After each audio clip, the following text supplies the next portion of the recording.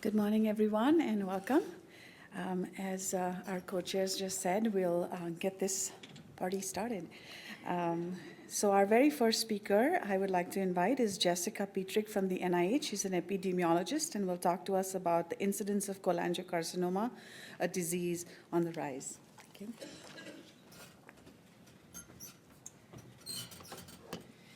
you. Thank you. My name is Jessica Petrick, and thank you for being here again with me this morning. As I promised you yesterday, today I'm going to be talking about the incidence trends of cholangiocarcinoma. So the outline of my talk is I'm going to go over how these cancers are coded, misclassification in these codes, trends in the U.S., geographic trends, and then I'll end with some global trends, which will lead into our second talk. So starting with the ICD coding. ICD stands for the International Classification of Diseases for Oncology, and all cancers, when they're diagnosed, are assigned a set of ICD codes. And there's two parts to this. The first part is the topography code, which is really just the anatomical location of the cancer. So if it's in the tumor, or if it's in the liver, or if it's in the biliary tract. And then the second part is a histology code. So I've already gone over this a little bit yesterday, but cholangiocarcinoma is divided into intrahepatic and extrahepatic cholangiocarcinoma. The intrahepatic cholangiocarcinoma accounts for about 53% of cases, and this is actually coded in that topography code as a liver tumor. So this is actually how I got into research on cholangiocarcinoma, because intrahepatic cholangiocarcinoma is the second most common type of primary liver cancer. However, extrahepatic cholangiocarcinoma, which accounts for 47% of cases, is actually classified as a biliary tract tumor. So these are not even classified to the same anatomical location. 42% of total cholangiocarcinomas are distal, and then about 5% are classified as perihilar or Klatskin's tumors. And in the most recent coding scheme, these Klatskin tumors were assigned a unique histology code of 8162. However, this has led to some issues with misclassification. So I'm going to take a minute to orient you to this graph. On the y-axis, you'll see the incident rate per 100,000 people. And then across the x-axis, you'll see the years, starting in 1973, going through about 2002. And you'll see that this graph is divided into three different sections, shown here. This first section being the first version of the ICD coding, version 2 and version 3. And then in this darker line, you're going to see the rates of intrahepatic cholangiocarcinoma, and in the lighter gray, extrahepatic cholangiocarcinoma. So in the first version of the ICD coding scheme, the Klatskin's tumors did not have their own unique histology code. So these could be coded as intrahepatic tumors or extrahepatic tumors. But by definition, these are actually extrahepatic tumors because they're occurring outside of the liver. Now, in the second version of the ICD, this is when that unique histology code of 8162 was introduced. So they were not assigned to a different anatomic location, but they were given their own unique histology code. But the problem was this histology code was cross-referenced to intrahepatic cholangiocarcinoma. So they were actually categorized as liver tumors, even though they're extrahepatic tumors and should have been coded into the bile duct. Additionally, another caveat here is that they could have been correctly coded as extrahepatic tumors using a different histology code. And then finally, in ICD version 3, which is the current version we're under, they still have their own unique histology code, but now they're cross-referenced to intrahepatic or extrahepatic. And you can see here, in ICD version 2, about 98% of these perihilar or Klatskin's tumors were misclassified as intrahepatic tumors. And then in the first couple years shown here through about 2003 of the version 3 of the ICD coding, still over 50% were misclassified into intrahepatic cholangiocarcinomas. And this is important because what this led people to hypothesize was that rates were not truly increasing. It was simply due that these tumors were being incorrectly coded and identified as intrahepatic tumors. So while we see the rates of intrahepatic cholangiocarcinoma rising, it was really thought that just because some of the extrahepatic tumors were being coded as intrahepatic tumors. Another issue, and this is, again, a particular issue for intrahepatic cholangiocarcinoma rates, is what is known as cancers of unknown primary. And this is a particular issue for intrahepatic cholangiocarcinoma because it can be very difficult clinically to determine if the cancers were actually a primary intrahepatic tumor or if they arose somewhere else in the body and had a metastasis to the liver. So in this really nice study, this is looking over 40 years of data from the Surveillance Epidemiology and End Results Program. And this is a program of up to 18 cancer registries throughout the United States, which is broadly representative of the US population. And they have really robust, well-characterized data. And so what this study did was in the red line, this shows all cancers of unknown primary over time. The blue line shows cancers of unknown primary that had histologies that were consistent with cholangiocarcinoma. And then the green line shows all other cancers of unknown primary. So you can see that cancers of unknown primary have been declining over time, and this largely seems to be driven by the decline in the cancers of unknown primary that have histologies that are compatible with cholangiocarcinoma. So the thought here is that that the diagnostics have gotten much better for cholangiocarcinoma, leading to more tumors being correctly classified as intrahepatic. And so this leads into the trends in the US. So first I want to point out, so we just saw that the cancers of unknown primary with histologies consistent with cholangiocarcinoma have been declining.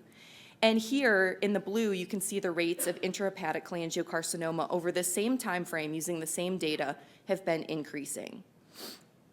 So it's thought that potentially some of this increase could just be due to better diagnostics as well. A couple of other things that I want to point out on this graph. You'll see the rates of extrahepatic cholangiocarcinoma in red, and you can see that there's some shifting over time, which is consistent with when some of those different coding schemes were introduced. However, these rates have been largely stable. However, you can see that over the past 40 years, the rates of intrahepatic in blue have continued to increase. And I have a line here drawn right around 2000, and this is when that last coding was introduced, the very last version of the ICD-10 coding. So you can see that whenever this first happened, people really thought that the coding was a problem because you see this large decline in rates of intrahepatic cholangiocarcinoma, leading people to think that this was not really increasing, but was just simply due to coding errors. However, in the most recent 10 years of data, you can see here that the rates have continued to go up. And in the most recent 10 years, the rates of intrahepatic cholangiocarcinoma have risen by over 4% a year, while the increase in extrahepatic cholangiocarcinoma has been less than 1% a year. These next data, this is the most recent data. I would say that this is fresh off the press, but this hasn't even gotten to the press yet. So you'll see in the bottom corner down here, that this is unpublished. We haven't even submitted this for publication. This should go out in the next couple weeks. So if you do take a picture of this, please just be kind to the authors and don't post it anywhere online yet. So this data is using data from the North American Association of Central Cancer Registries. And this Central Cancer Registry obtains data from all 50 states and from Canada. And whenever you apply to use the data, the states have to agree to allow you to use the data for your analysis. So the data we have here is from 38 states, accounting for about 85% of the American population. And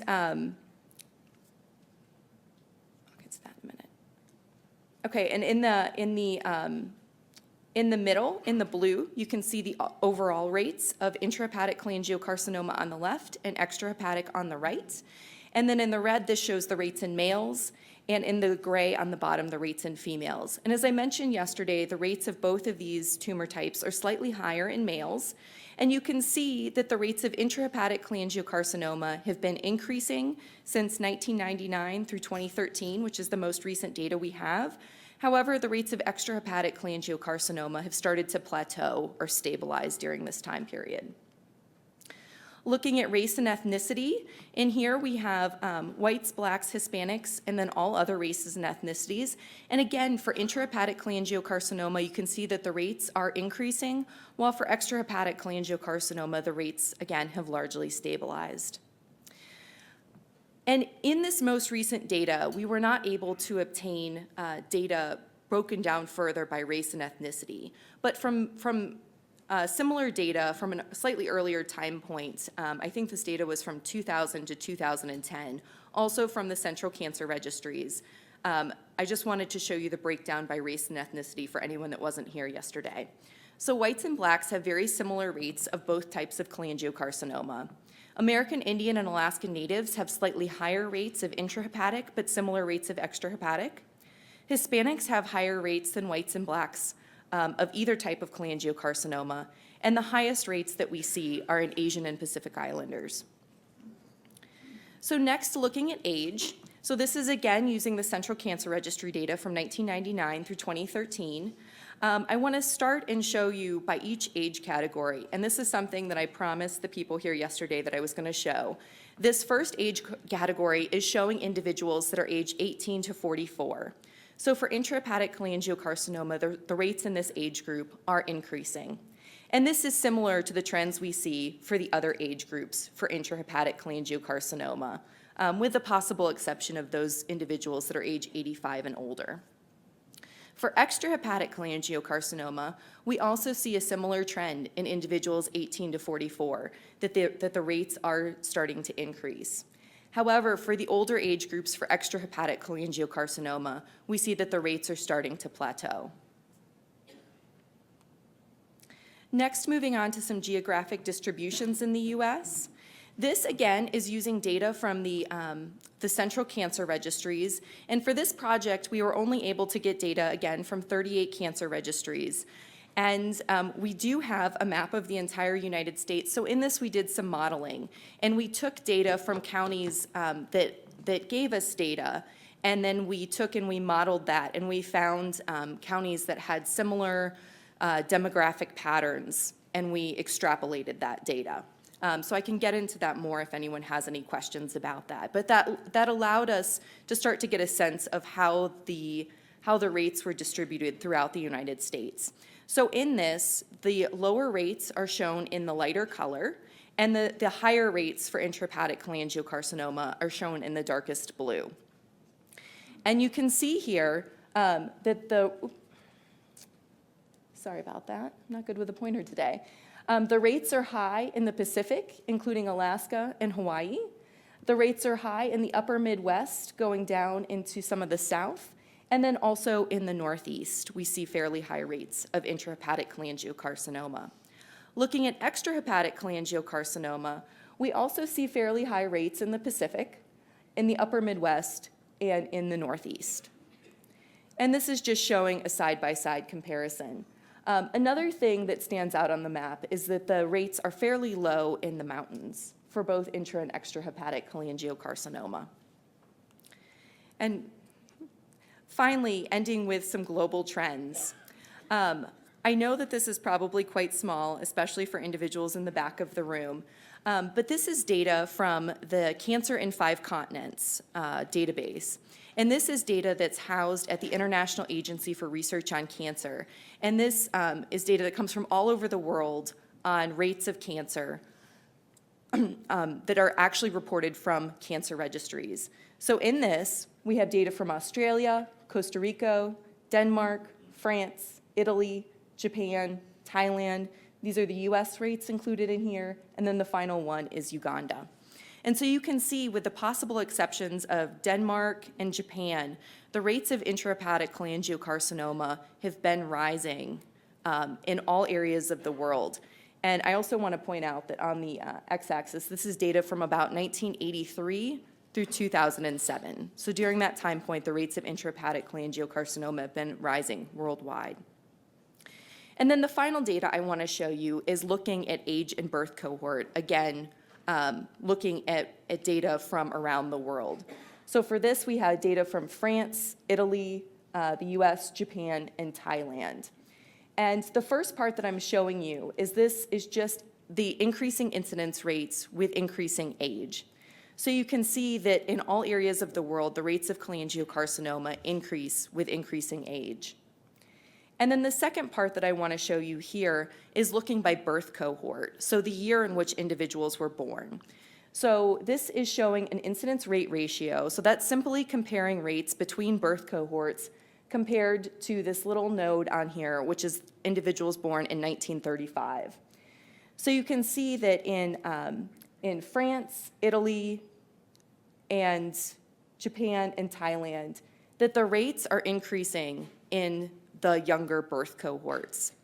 And we don't see that so much in this data for the US, and where I just showed you that rates are increasing in younger individuals a few slides ago.